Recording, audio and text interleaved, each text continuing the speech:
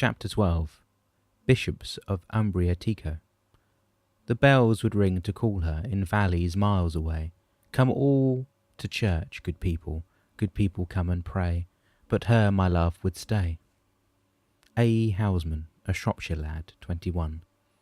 The following morning, after a restful night, Damianos thought it was time for Dan to visit the church where Antonio Ricciulli spent a large part of his teenage years.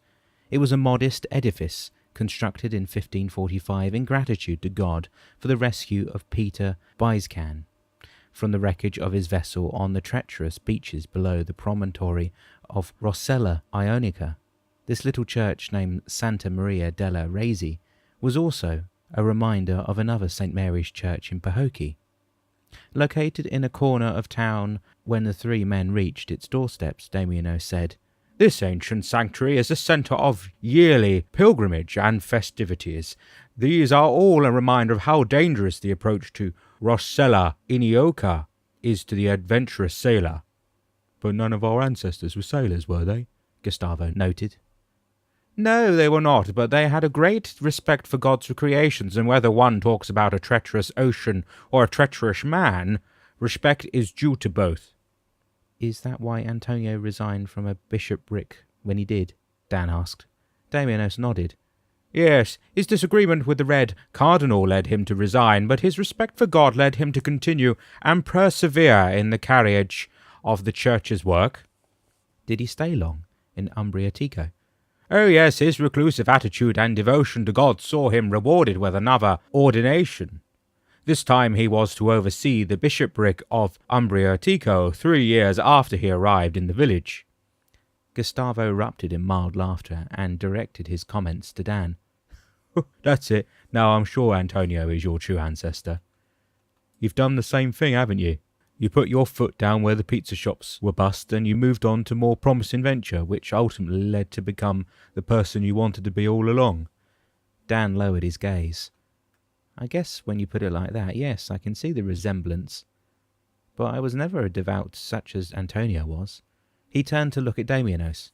"What happened after that? Did he ever come back to the coast?" "Yes, he did, Dan, but only when the church called him back. However, in the meantime, the Pope called him to oversee the bishopric of a very famous city in eastern Italy, Caserta." Dan frowned. He was trying to remember his map of Italy.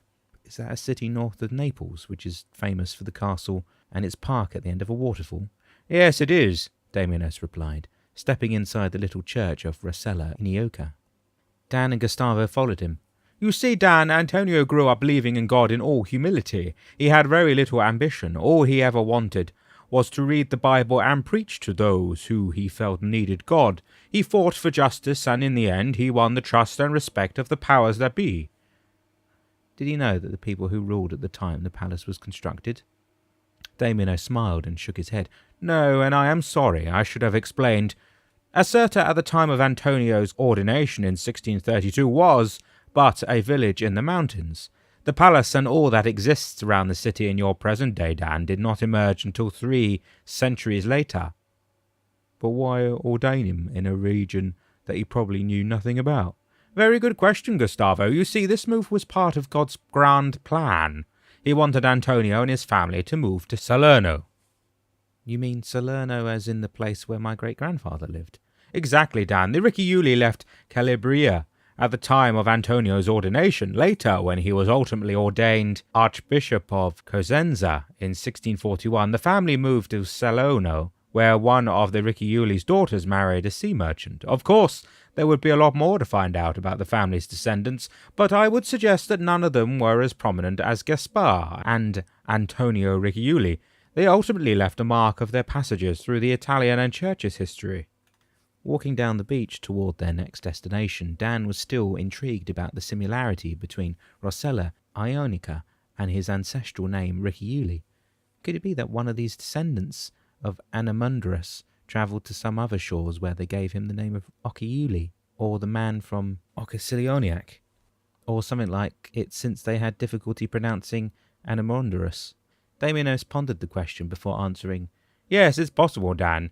Since we don't have records of the name, and we have based our conclusions on information gleaned over several centuries, I would say it's fairly possible, yes." Gustavo kept looking up at the structure looming large on the horizon. "What is that, Damianos?" he asked. "That, Gustavo, is the final resting place of your ancestor, Antonio Ricciulli. The name is Rossetto Capo Spulico.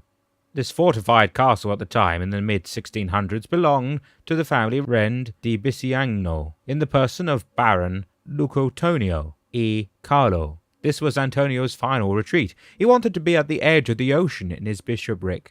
He could have stayed in the city of Cosenza, but it seemed that for him the coast represented the door to heaven. He wanted to be ready to step to the other side." As they walked farther along the beach, Dan noticed the slanted stratum beneath the structure. Was it erected on inclined foundations, or did it subside with age? "The records mention the difficult construction of the castle, Dan. It took more than 20 years to complete the additions that you see going down to the sea." Damianos pointed to the edge of the beachfront. "Was it finished when Antonio came to live here?" "Oh yes, it was already 5 centuries old at the time of Antonio's death, Dan. Originally it was constructed as a monastery during the Crusades of the first millennium." "It's an impressive structure," Gustavo remarked. "I bet there are a lot of secret passages in these old walls." "Oh, I'm sure you're right, Gustavo," Damianos said, cracking a smile, "and it has been restored a few times since its initial construction. You see, this part of Italy has always been exposed to the invaders.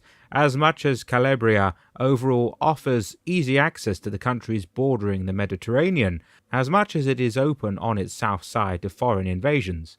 Whether they'd be Greeks, Turks, or even Tunisians, many nations have tried to invade the Italian state."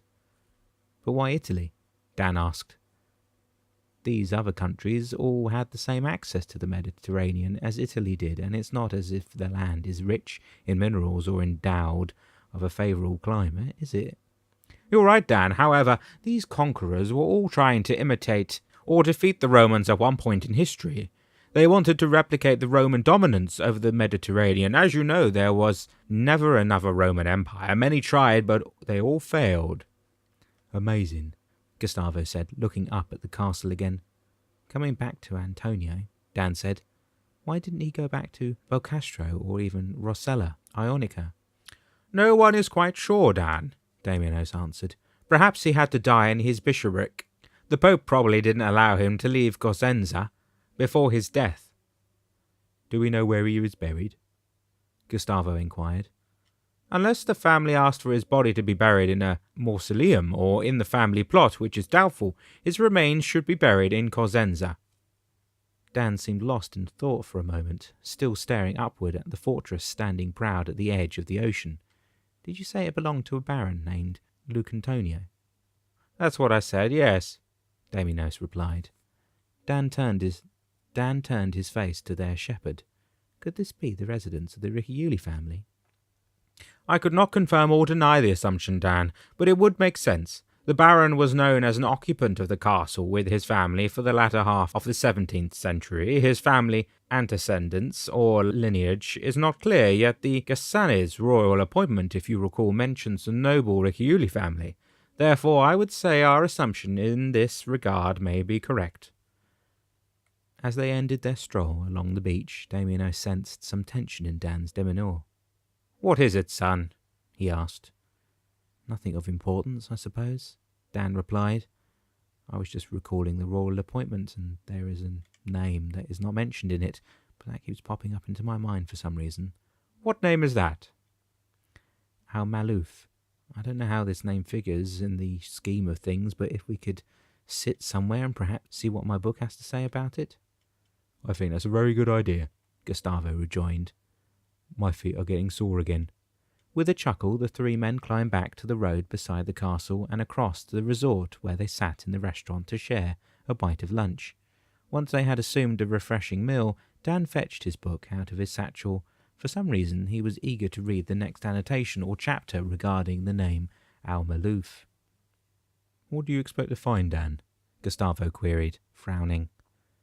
"It doesn't sound like a Christian name to me, or is that another of the Gassanids we should know about?"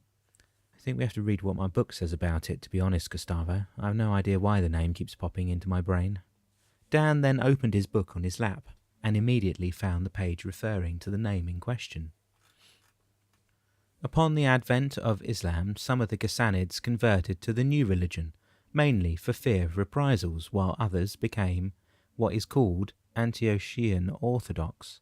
Since the beginning, and only a few years after Jesus' death, the Lord sent forth on Barnabas that he should go as far as Antioch, Acts 11-22.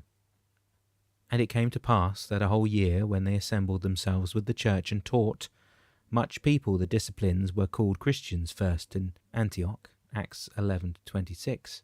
And since the first days of the church in Antioch, some Ghassanids in Syria, Lebanon, in the city of Horan, and on the islands were called Mayuf, which meant exempted or protected. In Upper Damia in Horan lived a man by the name of Ibrahim Malouf, nicknamed Abi Raji, a reflection of his wisdom and knowledge. Dan lifted his gaze to his companions. Once again we're back in Horan, aren't we? Yes, Dan, and I have no need to remind you that Horan is God's country, do I? Dan shook his head and continued reading. Abi Raji had 7 sons. He and his family, unfortunately, engaged in a feud with his neighbours in 1519. This conflict led Abi Raji to flee from Horan to the mountains of Lebanon, an area that became known for its rule of law under the Ottoman Empire. Dan closed the book, agape. Again he raised his eyes to Gustavo and Damianos. Does this mean the Ghassanids, my ancestors, ruled during the era of the Ottoman Empire? Yes, Dan, and I think the city of Pahokee should be our next stop, in 1560. You mean it took the family 40 years to travel from one site to the other?